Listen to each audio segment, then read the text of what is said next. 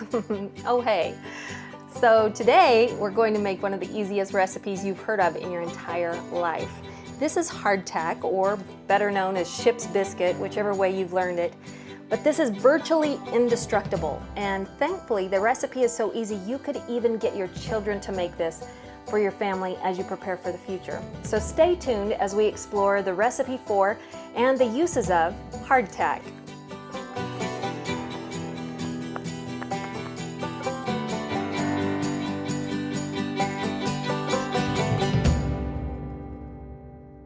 This is literally the easiest recipe I think I've ever made.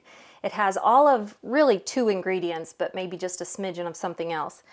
You're going to put flour, water, and salt together to make this wonderful little thing we know as ship's biscuit or hardtack.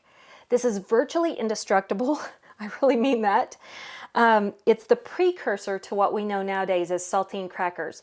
Only in my scientific estimation, I'm going to say it's about 14 times as thick and about 44 times as hard, because I think you could run over this with a car and it wouldn't even faze it. So we're going to make some of it today, and let me just explain to you why we would want anything this difficult, this hard, this difficult to eat.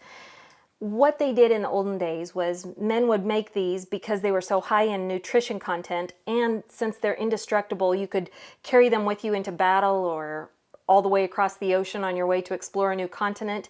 They last forever, and we have some ship's biscuits left from centuries ago that are still just as edible today, that are available in museums if you want to go check them out. But what they would do is carry this across the ocean with them or whatever, and when they needed something to eat, they generally would soak it in some sort of stout coffee until it would soften up, and then they would just eat it that way.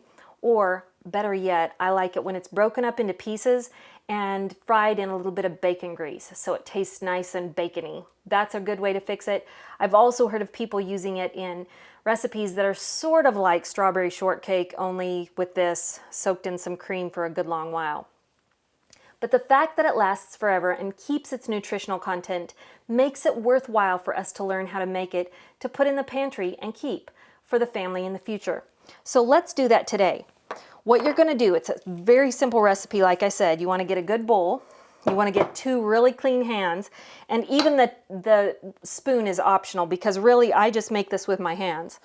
I'm going to take, and the flour I'm using today is organic sprouted wheat whole grain flour.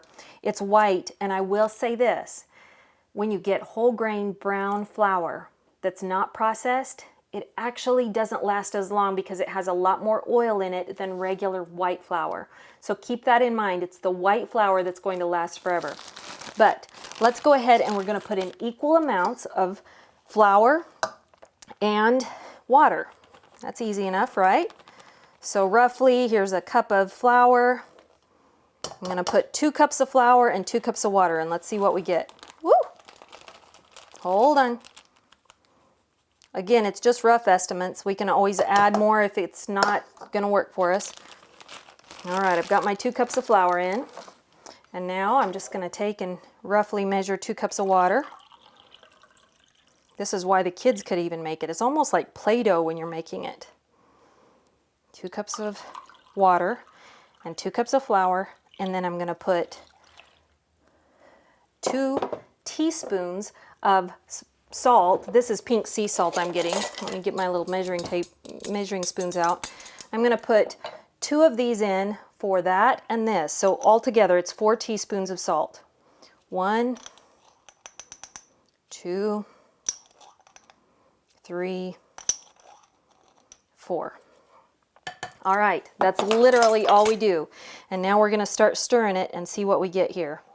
We can always add more as we need it, but we're going to just get it all stirred up here into a big fun paste. So now that we've got it nice and syrupy like this, we'll go ahead and add 2 more, just rough, don't even worry about measuring too tightly, but about 2 more cups of flour. Okay, there's 1 more. And some people add this slowly, just 1 little bit at a time. I usually just stir it in 2 cups and 2 cups and then put 2 more cups in. And there's no scientific way that you have to do it. But just so you know how this is turning out, we've got 4 cups of flour in there now. We have 2 cups of water, and we have 4 teaspoons of salt. And very quickly, this is going to turn into that Play-Doh consistency that I mentioned. And the kids love to make it into a wonderful big mess. As soon as it's stirred up good, I'm going to be using my hands to get it the rest of the way. And it's just going to make a big, well-incorporated paste. All right. I'm going to put just a little bit more flour in there. I may end up using that whole thing, who knows?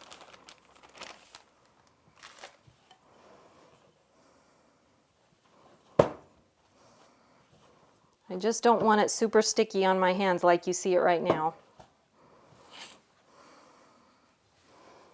All right. It's very soft, very squishy. And it would turn out better if I had my grandma's apron on. I'm just telling you right now. All right, so we took a quick break and I washed my hands, and I have put it right out here on the counter for us. And I'll tell you, in the past, it's so soft and easy to work with.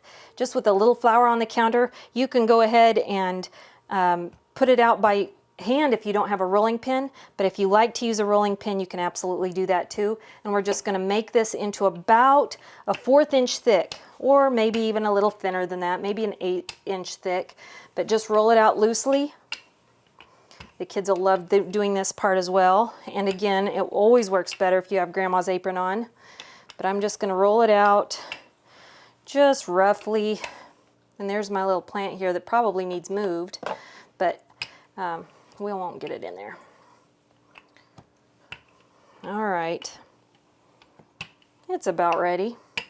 About like that. Nothing scientific again. That's why it's so much fun. And it's okay to have rounded corners because the kind we're making today are round.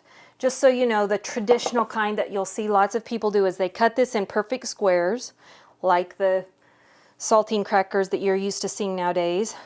And then they poke it with a fork and make holes all through it. That's why here on this little finished biscuit you see the holes.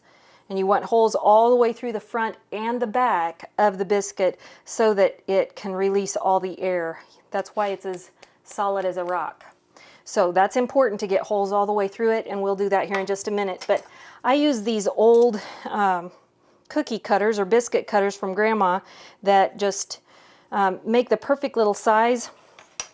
I like that they have kind of ridged edges because I figure if I had to cut them with a knife or break them on a rock later to eat, the little bit of serrated edges on them would make it easy for them to break. Which is what you would want since they are so hard. And I make big ones like this. You see me doing that, and then I'm going to make some little ones just for fun because having them 2 sizes makes it easier and less wasteful if you needed a smaller size to eat rather than a bigger size. So I'm going to do that, and I'll meet you back here as soon as I've got this all cut and ready to go. Okay, now we've got them all cut out with the cookie cutters, and now I'm just going to take a regular old bamboo skewer like you would use for a kebab, and I'm going to poke those good holes all through it. A good amount too, so they're about like that. Of course, I've made them prettier when I think about it. I'll try and make them in a perfect design, but I suppose in a bug out situation it really wouldn't matter. But you see how I'm kind of spreading the hole open a little bit so that it has a chance to get all the way to the back. And as soon as I've gotten these all the holes made, what I do is I put them face down on the cookie sheet just so I can kind of check out how well those holes are coming through the other side. And then I kind of make sure I've opened them up from the other side if by chance they're not coming through very well. You'll see me do that here in just a minute. But for now, we'll try and make them as good as we can on this side. All right, we're getting them on the pan here, and of course I'm laying them face down, and then I'm just gonna check to make sure they got good holes going through them all. And it looks to me, I don't know if you can see that, but it looks to me like the holes are pretty good and solid all the way through. If any of them look like they need extra little help, I'll go ahead and open them up on this side, because that's the most important thing, is that they can breathe really good all the way through.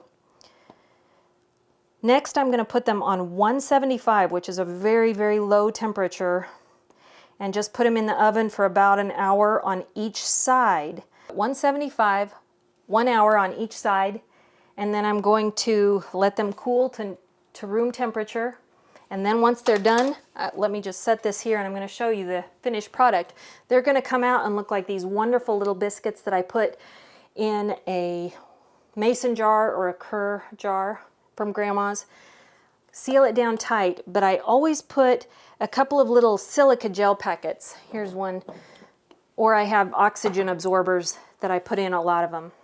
You'll notice the two different kinds. I've made this with dark unbleached flour, and this is with bleached flour. These will be the ones that last for 100 years. These have just too much oil in them. Even though they're more organic and natural, they have too much oil in them to last that long. So really this will be maybe 50 years shelf life, but hey, that's awesome. I'll take it. And you can see the little ones in there as well as the big ones. This is such a fun little project. I hope you try it this week. Get the kids involved, because they will love the mess that it will make, but make sure you use a Grandma's apron for it to turn out just right.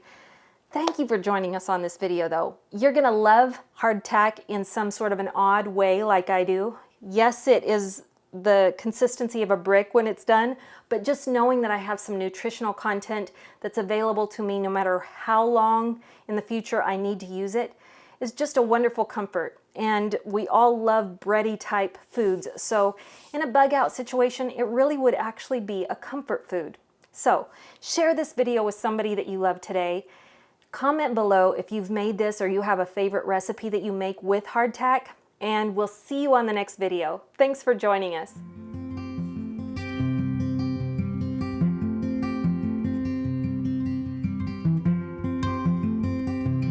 Hey, before you go, let me share just a quick bit of scripture with you. This is out of Proverbs chapter 21, verses 29 and 30. It says this: "A wicked man just puts on a bold face, but the upright will give thought to his ways. No wisdom, no understanding, and no counsel can prevail against the Lord." Now go spread the word.